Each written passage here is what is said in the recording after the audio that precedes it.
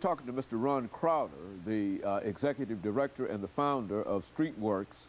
And of course, Mr. Crowder, before we had our first commercial break, we promised that we'd give you an opportunity to talk specifically about the kind of financial aid that you need in order to continue doing what you're doing. I think you've already indicated that while you might have a budget that is almost $250,000, that you could very easily use twice as much money. Why do you believe that the financial resources that ought to come within your community are not necessarily coming to you?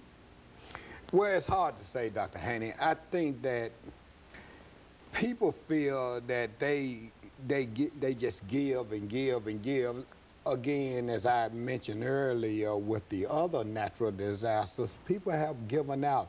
But what I want to say is that I think because HIV and AIDS is affecting African Americans at a disproportionate rate, and I think that this is a community problem, therefore it requires a community response. Solution. Yes, and that has to come from the minority community. Now, I know that a lot of the minority community say, well, we don't have it to give. Well, everybody got something.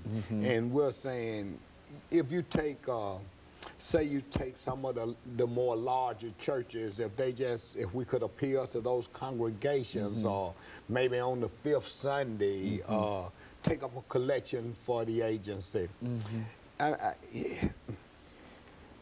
I think we have to get past us thinking that somebody else gonna always take care of us. It is time for us to start taking care of ourselves. I would venture to say that there's not an African American family in this city who's not impacted by this dreaded disease. You know, whether it's a long lost cousin, friend, or even a family member. HIV is a disease, and no one deserves it. We still in that denial, stigma, shame, guilt, and all of that.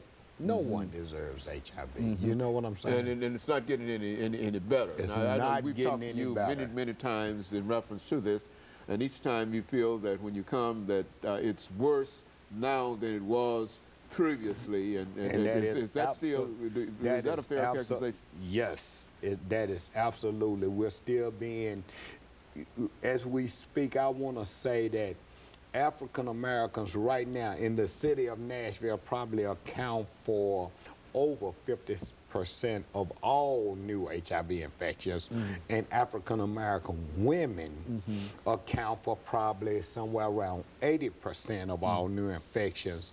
Now, is it, Mr. Crowder, is it that people don't believe these statistics, or is it that people don't care, or is it the sort of, I think you mentioned one time about putting your head in the sand, but you have your backside up in the air? Is it the head in the sand kind of attitude that people have? Dr. Haney, I think there's a lot of variables that lend to that.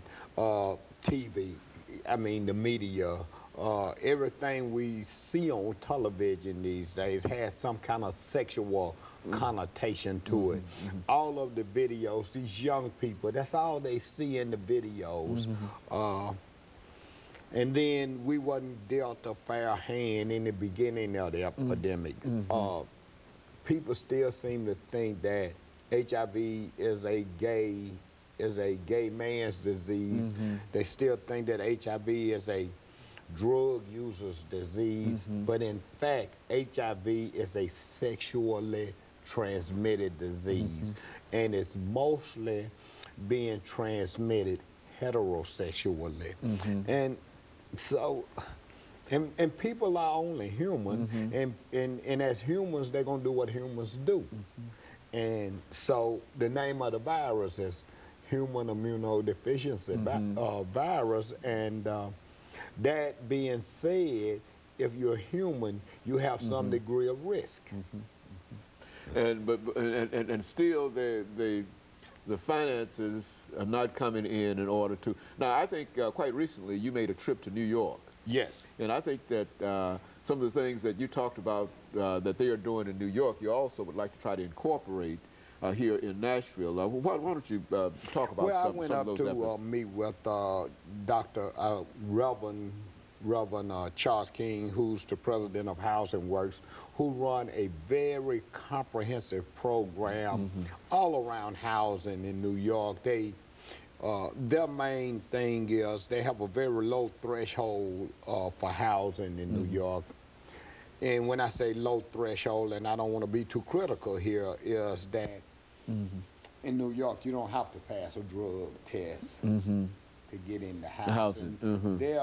Their thing is if we get them in the housing and then wrap the service around the intensive supportive services, then that person maybe can get clean and get their life together.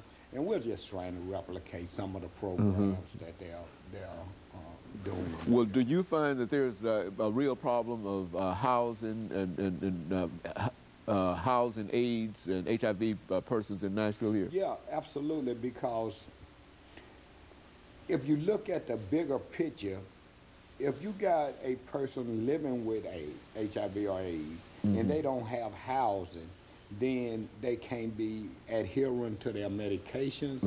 And in the long run, we're paying, you know, the cost of taking care of that individual will probably 2 or 3-fold as if they had housing. And a lot of them can't get housing because they can't pass a drug screen. And then they just caught up in this vicious cycle. Well, is the purpose of the housing for those individuals, is not the purpose for housing, is housing for people with AIDS? So, well, they have a program called HOPWA. That's exactly what it stands for, housing for people with AIDS. But there's not enough financial support for that kind of program. Is that what we're saying? There's not enough housing available. It's kind of like treatment on demand. We don't have that here. Okay, very good. And of course, we're making preparations for our second commercial break here, Ms. Crowder.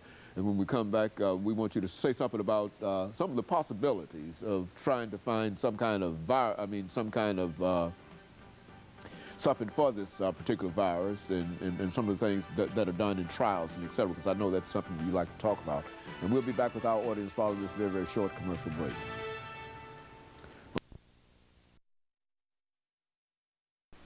The topic is